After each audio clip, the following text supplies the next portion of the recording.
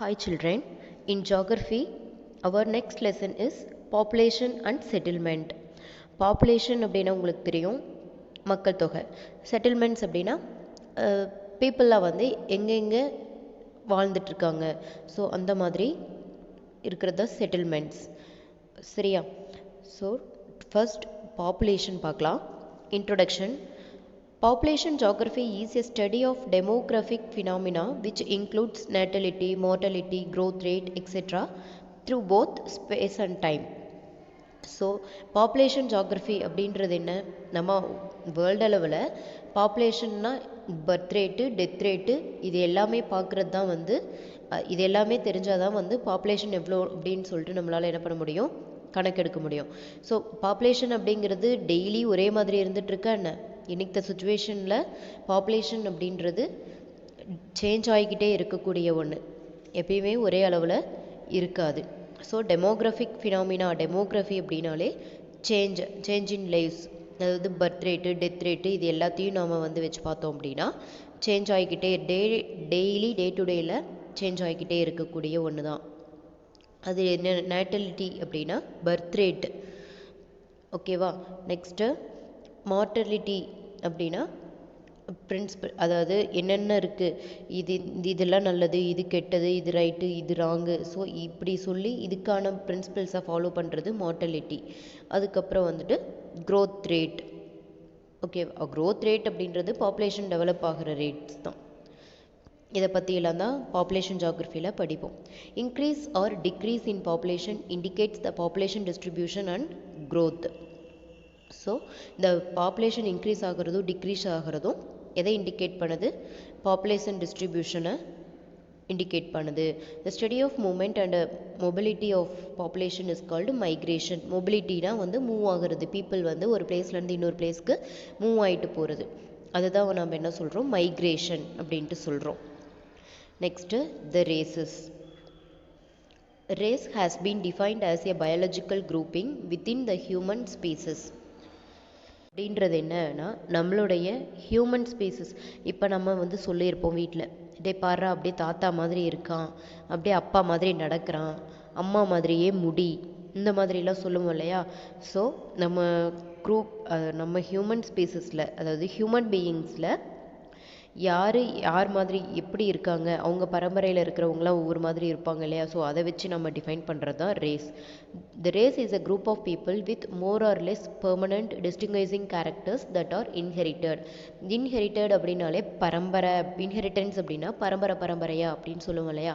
So people வந்து அவங்க பரம்பரையில் இருந்தவங்க மாதிரியே ஒருத்தர் மாதிரி ஒவ்வொரு பிஹேவியர், கேரக்டரும் சரி பிஹேவியரும் சரி அவங்கள மாதிரி இருக்குன்னு சொல்லுவோம் இல்லையா? ஸோ அந்த மாதிரி குரூப் ஆஃப் பீப்புள் டிஃபைன் பண்ணுறது தான் ரேஸ்.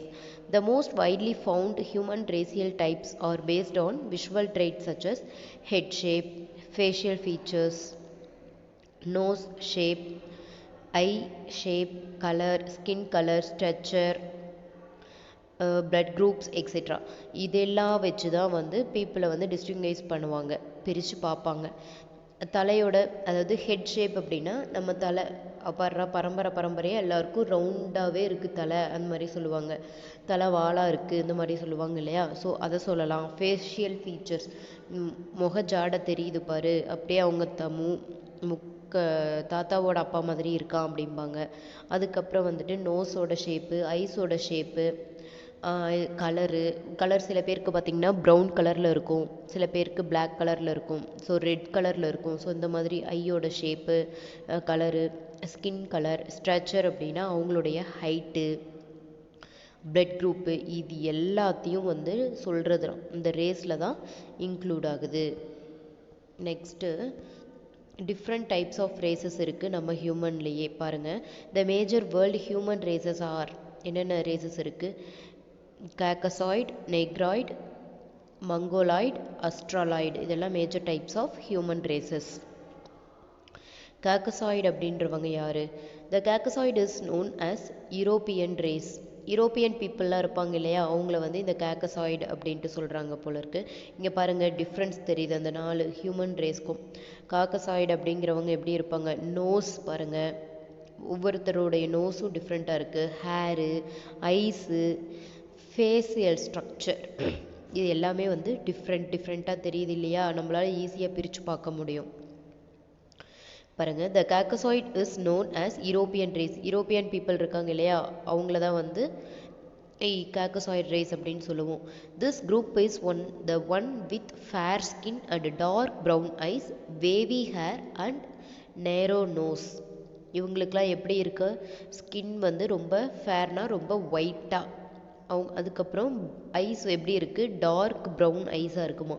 வேவி ஹேர் அப்படின்னா முடி அப்படியே காற்றுல பறந்துகிட்டே இருக்குமா. நேரோ நோஸ்னால் ரொம்ப குறுகிய ரொம்ப சின்ன நோஸாக இருக்குமா, அதாவது ரொம்ப அகலமாக இல்லாமல் குறுகிய நோஸாக இருக்குமா. The Caucasoid are also found in Eurasia. European பீப்புளும், யூரோப்லேயும் சரி யூரேசியாவிலையும் இந்த காக்கசாய்ட் பீப்புள் இருக்காங்களாம். Next Negroid. Negroid have the dark eyes, black skin, black woolly hair, wide nose, long head and thick lips. They are living in different parts of Africa. இந்த Negroid people எங்கே இருக்காங்களாம், ஆஃப்ரிக்காவில் தான் இருக்காங்களாம். அவங்க இதான் வந்து நெக்ராய்ட் people. பாருங்கள், டிஃப்ரென்ஸ் உங்களுக்கே தெரியும். உள்ளி ஹேர் அப்படின்னா வந்து நம்ம உள்ளன் கிளாத்ஸ்லாம் போடுறோம் இல்லையா, ஸோ அந்த மாதிரியே ஸ்வெட்டர்லாம் போடுறோம் இல்லையா, ஸோ அந்த டைப்லேயே இருக்குமா உள்ளி கிளாத். நெக்ஸ்ட்டு பாருங்கள், மங்கலாய்டு. ஸோ இந்த மாதிரி பீப்புளெலாம் எங்கே அதிகம் இருக்காங்களா, ஆஃப்ரிக்காவில் டிஃப்ரெண்ட் பார்ட்ஸ்லையுமே இருக்காங்களாம். Next Mongoloids. The Mongoloid race is commonly known as Asian American race. So அதிகமாக இவங்க வந்து ஏசியாவிலையும் இருப்பாங்களாம், அமெரிக்காவிலையும் இருப்பாங்களாம். இந்த பீப்புளுக்கெலாம் எப்படி இருக்கும், அவங்க light yellow to brown skin வந்து லைட் எல்லோ, அதாவது கோல்டு கலர் மாதிரி இருக்குமா, இல்லைனா வந்து ப்ரௌன் கலரில் இருக்கும். நெக்ஸ்ட்டு ஸ்ட்ரெயிட் ஹேர் வந்து ஸ்ட்ரெயிட்டாக இருக்கும். Flat face, broad head, medium nose. Head எப்படி இருக்குமா, ப்ராடாக இருக்குமா. பாருங்கள், மங்கலாய்ட் பீப்புளுக்கு இந்த ஹெட் எப்படி இருக்குது, ரொம்ப அகலமாக இருக்குது. மற்ற பீப்புளை விட இவங்களுக்கு வந்து ஹெட்டு ரொம்ப ப்ராடாக இருக்குது. கலரே பாருங்கள் டிஃப்ரென்ஸ் தெரியுது, ஒரு எல்லோயிஷ் கலரில் தெரியுதா. நோஸ் வந்து மீடியம் நோஸ் மீடியமாக தான் இருக்குது. லிப்ஸ் வந்து கீழே. Such people are found in Asia and Arctic region. அந்த பீப்புளெலாம் எங்கே இருக்காங்க அப்படின்னா ஏஷியா அண்ட் ஆர்டிக் ரீஜியனில் இருக்காங்க. Next Australoids. Australoids has wide nose, curly hair, dark skin and short in height. இவங்க வந்து பொதுவாகவே ஹைட்டில் வந்து ரொம்ப கம்மியாக இருப்பாங்களா, ஷார்ட்டாக இருப்பாங்களாம். அதுக்கப்புறம் நோஸ் வந்து வைடுனா இன்னது ரொம்ப அகலமாக. கர்லி ஹேர்னால் சுருட்ட முடியாக இருக்குமா. இவங்கெல்லாம் அதிகமாக எங்கே இருக்காங்க, ஆஸ்திரேலியா அண்டு ஏஷியாவில். Next races of India.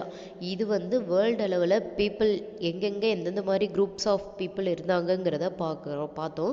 நம்ம இந்தியாவில் என்னென்ன ரேசஸ் இருக்குது, எப்படி இருக்காங்க பீப்புள் அப்படின்றத பார்க்கலாம். India is said to be one of the cradle lands of human civilisation.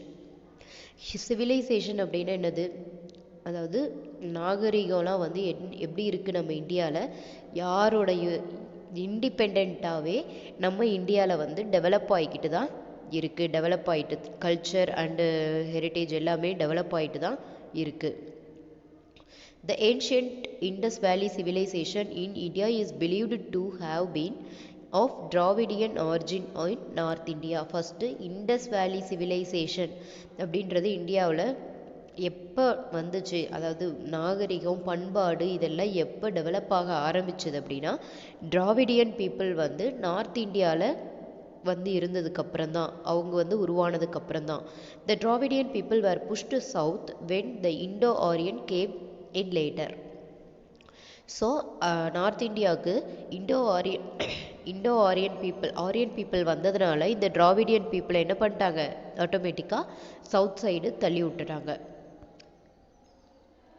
South India was dominated by the 3 Dravidian kings. அதுக்கப்புறம் அந்த டிராவிடியன் கிங்ஸ் எல்லாம் வந்து சவுத் இந்தியாவுக்கு வந்துட்டாங்க. 3 மேஜர் கிங்டமாக டெவலப் ஆச்சு. என்னென்ன, the Chera, the Chola and the Pandyas. The Dravidian languages are Tamil, Telugu, Kannada, Malayalam and Tulu. Almost all the Dravidians live in southern part of India. So இது எல்லா டிராவிடியன்ஸுமே வந்து நம்மளுடைய சவுத் சைடு தான் வாழ்ந்து வந்தாங்க. Next religion.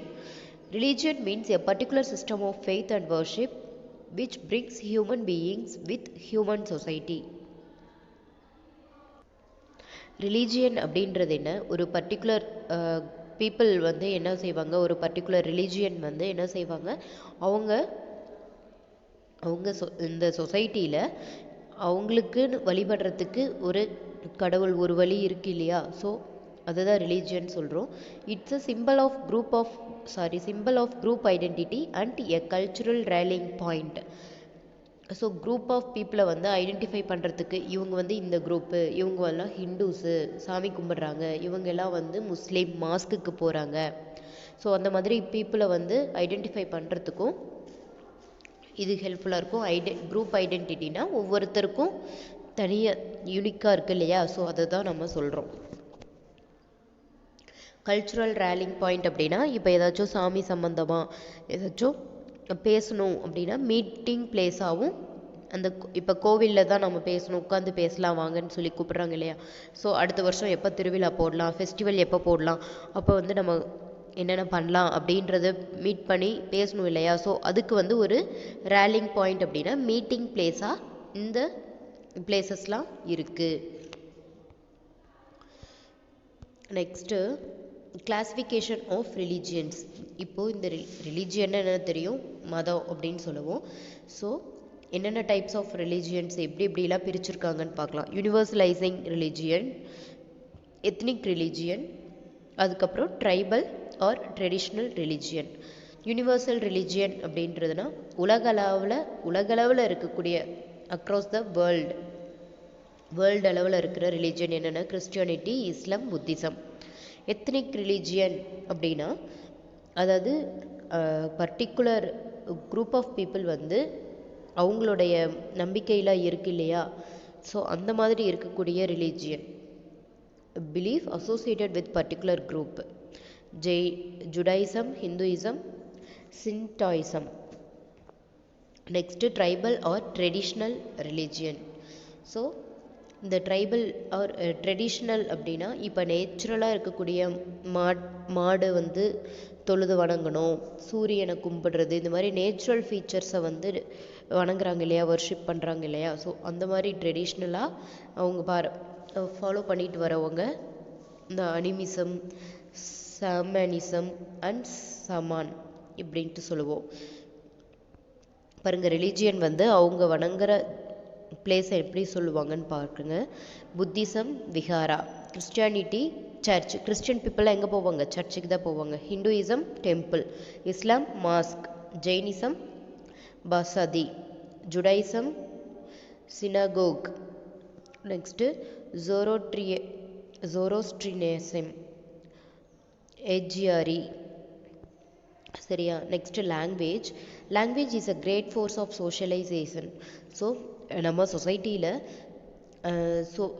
நம்ம சொசைட்டியில் வந்து பீப்புள் வந்து டெவலப் ஆகிறதுக்கு இந்த லாங்குவேஜுமே one of the main reason. Language either in the written or oral form is the most common type of communication. பொதுவாக லாங்குவேஜ் அப்படிங்கிறது எதுக்காக, கம்யூனிகேஷன் பர்பஸ்க்காக தான் யூஸ் பண்ணுவோம். பேசுகிறதுக்கோ எழுதுறதுக்கோ கம்யூனிகேஷன் பர்பஸ்க்காக தான் இந்த லாங்குவேஜை யூஸ் பண்ணுவோம். Language promotes the transmission of idea and functioning of political, economic and social and religious systems. இது என்ன பண்ணுது, அதாவது ஐடியாலஜி, நமக்குள்ளே இருக்கிற ஐடியாலஜியை வந்து வேறு டிரான்ஸ்மிஷன், அதாவது ட்ரான்ஸ்ஃபர் பண்ணுறதுக்கும் இந்த லாங்குவேஜ் ஹெல்ப்ஃபுல்லாக இருக்குது. பொலிட்டிக்கல் ரீதியாவோ, எக்கனாமிக் ரீதியாவோ, சோஷியலாவோ எல்லாருக்கும் வந்துட்டு ப்ரமோட் பண்ணுறதுக்கு ஹெல்ப்ஃபுல்லாக இருக்குது. நம்ம வேர்ல்டில் அதிகமாக பேசக்கூடிய லாங்குவேஜஸ் என்னென்ன, Tamil, Hindi, Chinese, English, Spanish, Portuguese, Russian, Arabic, German, எல்லாமே வந்து major types of languages in the world. நம்ம இந்தியாவில் என்னென்ன லாங்குவேஜஸ் இருக்குதுன்னு பார்க்கலாம். India has many languages and culture. Each state has its own language. ஒவ்வொரு ஸ்டேட்டுக்கும் ஒவ்வொரு லாங்குவேஜ். இப்போ நம்ம ஒரு இடத்துல போய் தமிழ் பேசணுன்னா அவங்க சொல்லுவாங்க தே பிலாங்ஸ் டு தமிழ்நாடு. நம்ம இப்போ ஒரு இடத்துல போய் தமிழில் பேசும்போது என்ன சொல்லுவாங்க, இவங்க தமிழ்நாட்டை சேர்ந்தவங்க. இப்போ நம்ம ஊரில் வந்து கன்னடா பேசுனாங்கன்னா நம்ம என்னன்னு சொல்லுவோம், இவங்க பெங்களூர்லேருந்து வந்திருக்காங்க. மலையாளம் பேசுகிறவங்களை என்ன சொல்லுவோம், இவங்க கேரளாலேருந்து வந்திருக்காங்க, அப்படி சொல்லுவோம் இல்லையா. ஸோ அந்த மாதிரி ஒவ்வொரு ஸ்டேட்டுக்கு ஒவ்வொரு லாங்குவேஜ் இருக்குது. 22 major languages were recognized by Indian Constitution. So நம்ம இந்தியன் கான்ஸ்டியூஷன்லேயே 22 லாங்குவேஜஸ் வந்து ரெக்கக்னைஸ் ஆகிருக்கு. என்னென்ன லாங்குவேஜஸ் மெயினாக இருக்கக்கூடிய லாங்குவேஜஸ் சொல்லியிருக்காங்க பாருங்கள். Kashmiri, Urdu, Punjabi, Hindi, Rajasthani, Gujarati, Bengali and Assamese are spoken in north India. காஷ்மீரின்றது ஜம்மு அண்ட் காஷ்மீர் பீப்புள் பேசுகிறது. உருதுன்றது உத்தரப்பிரதேஷ் பீப்புளும் பக்கத்தில் இன்னொரு பீகாரி பீப்புள் நினைக்கிறேன் அவங்க பேசுவாங்க. ஹிந்தி வந்து அதிகமாக வந்து டெல்லியில் பேசுவாங்க. Punjab people Punjabi, Rajasthan people Rajasthani, Gujarati, Bengali, Assamese, அந்தந்த ஒவ்வொரு ஸ்டேட்டுக்கும் ஒவ்வொரு லாங்குவேஜ் இருக்குது. The main language of Dravidian family are Tamil, Telugu, Kannada, Malayalam, etc. நம்ம மேலேயே பார்த்தோம் Dravidian people யார் யார், சேரா, சோலா, பாண்டியாஸ் அப்படின்னு சொல்லி பார்த்தோம். அவங்க மெயினாக பேசக்கூடிய லாங்குவேஜஸ் என்னென்னா Tamil, Telugu, Kannada, Malayalam. These languages are mainly spoken in South India. நம்ம இந்தியாவில் அதிகமாக, சதர்ன் இந்தியாவில் அதிகமாக இந்த லாங்குவேஜஸ்லாம் தான் பேசப்பட்டு வருது. அதுக்கப்புறம் டேட் அண்ட் ஈவெண்ட் கொடுத்துருக்காங்க. 11th July world population day. 21st February international mother language day. Mother லாங்குவேஜ்னா நம்ம தாய்மொழி. 3rd Sunday in January every year world religious day. 21st May world cultural diversity day, கலாச்சாரம். Okay, today usage of language has changed. இப்போ வந்து லாங்குவேஜோட usage வந்து change ஆகிக்கிட்டே இருக்குது. It is often used as communication skill. அதிகமாக இது எதுக்கு, கம்யூனிகேஷனுக்காக தான் மேலேயே பார்த்துருந்தோம். With the different means of communication and fast moving world advancement in technology helps in understanding the different languages very easily. So இன்றைக்கி இருக்கிற வேர்ல்டில் டெக்னாலஜியில் இம்ப்ரூவ் ஆகிட்டுருக்கு, வேர்ல்டு வேகமாக போயிட்டுருக்கு. ஸோ இதில் வந்து நம்ம என்னது டிஃப்ரெண்ட் மற்ற லாங்குவேஜ், நம்ம மதர் டங் இல்லாமல் மற்ற லாங்குவேஜஸையுமே நம்ம என்ன பண்ண முடியுது, ஈஸியாக அண்டர்ஸ்டாண்ட் பண்ணிக்க முடியுது. மற்றவங்க பேசுகிறதையும், இப்போ கன்னடானா அவங்க என்ன பேசுகிறாங்கங்கிறத ஓரளவுக்கு புரிஞ்சுக்கிட்டு நம்ம கற்றுக்கலாம். ஒரு 10 days அவங்க கூட பழகணுன்னா போதும். These technologies have really brought the world closer. So இந்த டெக்னாலஜிஸ்லாம் நம்மளுக்கு எப்படி இருக்குது, ஸோ வேர்ல்டை வந்து ரொம்ப க்ளோஸாக போகிற மாதிரி இருக்குது. ஓகேவா. Next settlement. செட்டில்மெண்ட்னா பீப்புள் வந்து எங்கே வாழ்ந்து வராங்க, எங்கே வசிச்சிட்ருக்காங்க, அதுதான் வந்துட்டு settlement. Settlement is a place where people live and interact through activities such as agriculture, trading and entertainment. So people வந்து அக்ரிகல்ச்சர் மூலயமாவோ, ட்ரேடிங் மூலயமாவோ, என்டர்டைன்மெண்ட் மூலயமாவோ இன்ட்ராக்ட் ஆகிறதுக்கான living place, that is called settlement. A rural settlement is a community involved predominantly in primary activities such as agriculture, lumbering, fishing and mining. So rural அப்படின்னா நம்ம என்ன சொல்கிறது, village side இருக்கக்கூடிய people, அவங்க அதிகமாக involve ஆகிருக்கக்கூடிய activities என்னென்ன, agriculture, லம்பரிங் அப்படின்னா மரம்லாம் வெட்டுவாங்க இல்லையா, ஸோ அவங்க. அதுக்கப்புறம் ஃபிஷ்ஷிங், மைனிங்னா நகை, அதாவது பிரித்து எடுக்கிறது, தனித்தனியாக மினரல்ஸை, அது எர்த்தில் இருக்கக்கூடிய மினரல்ஸ்லேருந்து தனித்தனியாக பிரித்து எடுக்கிறது. An urban settlement engages in predominantly in secondary and tertiary activities such as industries, trade and banking. So city side, town side இருக்கக்கூடிய பீப்புள் எல்லாம் urban people.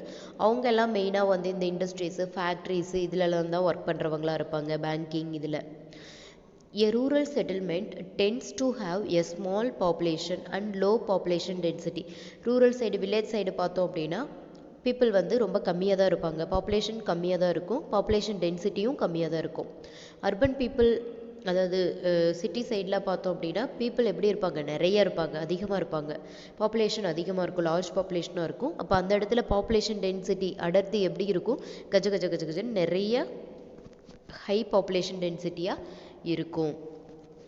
Site and situation refers to the location of the actual settlement.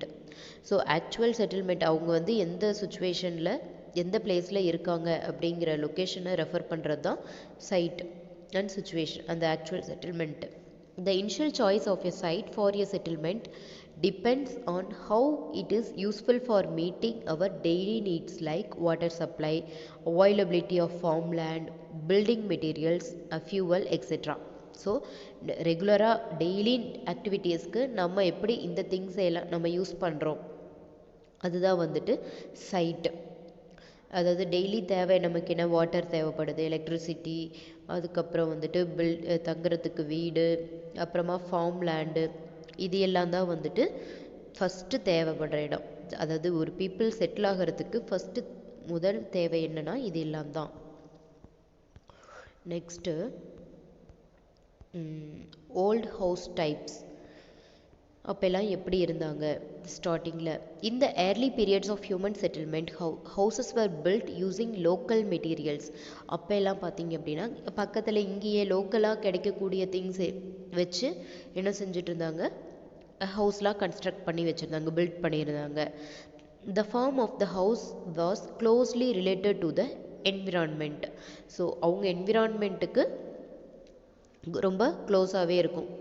என்னது மண்லேயே வந்து சுவர் செஞ்சுருப்பாங்க, மேலே வந்து roof எல்லாம் போட்டிருக்க மாட்டாங்க. அப்போ அதுக்கெல்லாம் ஓலை இந்த மாதிரி திங்ஸ்லாம் யூஸ் பண்ணியிருப்பாங்க, தடுக்கு பின்னி போட்டிருப்பாங்க. ஸோ இந்த மாதிரி மெட்டீரியல்ஸை யூஸ் பண்ணி தான் அவங்க செஞ்சுருப்பாங்க. இந்த agricultural religion houses were built with mud walls. இப்போ சொன்னேன் இல்லையா, மண்லேயே செஞ்சுருப்பாங்க. Roofs was made of stacks of paddy, அதாவது வைக்கப்பிள் சொல்லுவோம் இல்லையா அது. அதுக்கப்புறம் other crops of grass or thatch, அதாவது புல்லெல்லாம் காஞ்ச புல்லெல்லாம் யூஸ் பண்ணி அவங்க மேலே ரூஃப் போட்டிருப்பாங்க. Local Woods was used to provide frames for the roofs. So அங்கே கிடைக்கக்கூடிய மரம், பனை மரம், தென்னை மரம், இந்த மாதிரியான மரத்தை எல்லாம் யூஸ் பண்ணி ரூஃப்க்கு ஃப்ரேம்ஸாக போட்டிருப்பாங்க. Such old houses had wide verandas and and open air circulation. வெளியில் எப்படி இருக்கும், ஏரியா ரொம்ப ஓப்பனாக இருக்கும், நல்லாயிருக்கும். நம்மளுக்கே அங்கே உட்காந்தா ரொம்ப மைண்டு எவ்வளோ டென்ஷனில் போய் உட்காந்தாலும் ரொம்ப பீஸ்ஃபுல்லாக இருக்கும் மைண்டு. ஏர் வந்து எல்லா பக்கம் இருந்தும் 4 பக்கம் இருந்தும் ஏர் கிடைக்கும் நமக்கு. The size of the house depends on the economic status of its inhabitants. So ஹவுஸுடைய சைஸ் எப்படி இருக்கும், அந்த ஃபேமிலியில் எவ்வளோ பேர் இருக்காங்க, எத்தனை பேர் தங்குறதுக்கான வீடு அப்படிங்கிறத டிபெண்ட் பண்ணி தான் அவங்க அந்த வீடே பில்ட் பண்ணியிருப்பாங்க. Patterns of settlement. Settlements are classified into compact settlements and dispersed settlements. Settlements வந்து 2ஆக கிளாஸிஃபை ஆகிருக்கான். ஒன்று வந்து compact settlements, another one is dispersed settlement. Compact settlement அப்படின்னா ஒரே பக்கமாக ஒரு லைனாக அரேஞ்ச் ஆகிருக்கும், அதாவது ஒன்றோட ஒன்று ஜாயின் ஆகி அரேஞ்ச் ஆகிருக்கும், அது காம்பேக்ட் செட்டில்மெண்ட். டிஸ்பர்ஸ்டு செட்டில்மெண்ட் அப்படின்னா அங்கங்கே ஸ்ப்ரெட் ஆகிருக்கும், வயலுக்குள்ளேயும் அந்தாண்ட ரிவர் சைடு வேலிக்குள்ளே அந்த மாதிரி வந்து அங்கங்கே டிஸ்பர்ஸ் ஆகிருக்கும். சரியா, பார்க்கலாம் இறங்கணும்னா. Compact settlement is also known as nucleated settlement. Nucleated அப்படின்னாலும் ஒன்றோட ஒன்று வந்து ஜாயின் ஆகி இருக்கிறது. ஓகேவா, ஜாயிண்ட் ஃபேமிலின்னு சொல்லுவோம் இல்லையா, எல்லாரும் ஒரே வீட்டில் இருக்கிறது ஜாயிண்ட் ஃபேமிலின்னு சொல்லுவோம் இல்லையா. ஸோ அந்த மாதிரி நியூக்ளியேட்டட் அப்படின்னா எல்லாமே வந்துட்டு பக்கத்துலேயே ஜாயின் ஆகிருக்கிற செட்டில்மெண்ட்ஸாக, ஜாயின் ஆகிருக்கிற houses. In this type, a large number of houses are built very close to each other. ஓகேவா, இது எப்படி இருக்குமா, நிறைய ஹவுசஸ் இருக்கும், ஒன்றோட ஒன்று வந்து ரொம்ப பக்கமாக ரொம்ப க்ளோஸாக பக்கத்து பில்டிங் ஹவுஸாகவே பில்ட் ஆகிருக்கும். Such settlements develop along the river valleys and fertile plains. அதெல்லாம் எந்த சைடு இருக்குமா, ரிவர் சைடும், அதுக்கப்புறம் ஃபெர்டைல் பிளைன்ஸ்னால் நம்ம ஏரியாஸ்லாம் இருக்கு இல்லையா, இந்த மாதிரி பிளேஸ்லேயும் பில்ட் பண்ணியிருப்பாங்க. In India compact settlements are, இங்கே பாருங்கள் இந்த பிக்சர் பாருங்கள் கொடுத்துருக்காங்க, ரிவர் சைடு இருக்குது, அதுக்கப்புறமா பாருங்கள் பிளெயின்ஸ் அந்த காட்டு பகுதியிலையுமே இருக்குது. நம்ம ஏரியா எப்படி இருக்குமோ அப்படி தான் இருக்குது. நம்ம இந்தியாவில் எங்கெங்கெல்லாம் இருக்குது இந்த காம்பேக்ட் செட்டில்மெண்ட்ஸ் இருக்குது அப்படின்னா, நார்தர்ன் பிளெயின்ஸில் அதிகமாக இருக்குது. அதுக்கப்புறமா வந்துட்டு coastal plains of peninsular India, அதாவது ரிவர் சைடு, சீ சைடு, இந்த மாதிரி சைடு இருக்குது இல்லையா, ஸோ அங்கேயும் அதிகமாக இருக்குது. Next dispersed settlements. Dispersed settlements are generally found in the areas of extreme climate, hilly tracts, thick forest, grasslands and areas of extensive cultivation. Dispersed இவங்க வந்து எப்படி இருப்பாங்க, இந்த செட்டில்மெண்ட்ஸ்லாம் என்னென்ன அப்படின்னா, கிளைமேட் வந்து எங்கே அதிகமாக இருக்குமோ இந்த ஹில்லி ஏரியாஸ்லாம் இருக்கு இல்லையா, அங்கே ஃபாரஸ்ட் ரொம்ப அதிகமாக ட்ரீஸ் கவர் பண்ணி இருக்கக்கூடிய ஃபாரஸ்ட்டில், கிராஸ்லேண்ட்ஸில் இங்கெல்லாம் வந்துட்டு, அதாவது அந்த ஏரியா வந்து அவங்களுக்கு கல்டிவேட் பண்ணுறதுக்கு ஹெல்ப்ஃபுல்லாக இருக்கணும். அந்த மாதிரி ஏரியாஸில் வந்து இந்த டிஸ்பர்ஸ்டு செட்டில்மெண்ட்ஸ்ன்னு சொல்லுவாங்க இவங்க செட்டில் ஆகிருக்கிறவங்கள. இந்த settlements houses are spaced far apart and after interspersed with fields. So அங்கங்கே வீடு இருக்கும், ஓகேவா, பக்கத்து பக்கத்தில் இருக்காது, இங்கே தூரம் தூரமாக தான் வீடு இருக்கும், ஃபீல்டும் வீடும் மிக்ஸ் ஆன மாதிரி தெரியும். ஃபீல்டுனா என்னது, லேண்ட், அவங்க கல்டிவேட் பண்ணக்கூடிய land. In India this type of human settlements is found in the northern Kosi tract, the Ganga delta, the Thar desert of Rajasthan and the foothills of Himalayas and the Nilgiris. மேலே இருக்கிற நேம்லாம் உங்களுக்கு தெரியுமோ இல்லையோ, நீல்கிரிஸ் ஊட்டி எல்லாருமே போயிருப்பீங்க, மேக்ஸிமம் தெரிஞ்சிருக்கும், இல்லாட்டி டிவியில் கூட பார்த்துருப்போம். அந்த ஹில்லி ஏரியாஸில் தான் எப்படி இருக்கும், அவங்க வீடு இருக்கும், வீட்டுக்கு முன்னாடி அவங்க கல்டிவேட் பண்ணக்கூடிய அந்த லேண்ட் ஃபீல்டுமே இருக்கும். ஸோ வீடு வந்து பக்கத்து பக்கத்தில் இருந்தாலும் 1 or 2 ஹவுசஸ் தான் அந்த மாதிரி இருக்கும். ஸோ இந்த மேலே சொன்ன மாதிரி நிறைய வீடு வந்து பக்கத்து பக்கத்தில் இருக்க வாய்ப்பே இல்லை, அங்கங்கே தான் டிஸ்பர்ஸ் ஆகிருக்கும், அங்கங்கே ஸ்ப்ரெட் ஆகிருக்கும். அவங்க இந்த லேண்டும் இந்த ஃபீல்டும் இந்த லேண்டும் வீடு எல்லாமே வந்துட்டு மிக்ஸ் ஆகி தான் இருக்கும். கீழே பாருங்கள் கொடுத்துருக்காங்க, இங்கே ஒரு ஹவுஸ் தெரியுது, அந்த ஹவுஸ்க்கு முன்னாடி பாருங்கள், இந்த ஹவுஸ் இங்கே இருக்குது, இங்கே முன்னாடி இவ்வளோ லேண்ட் ஃபீல்ட்ஸ் இருக்குது, இங்கே ஒரு ஹவுஸ் இருக்குது, இங்கே இருக்குது, இங்கே இருக்குது. மேலே அப்படியே இருந்தது, நம்ம இங்கேருந்து பார்த்தாலே ஃபுல்லாக கண்டினியூவஸாக வீடு தான் சுற்றி சுற்றி இருந்தது இல்லையா. Okay, next hierarchy of settlements will see in next class. Thank you.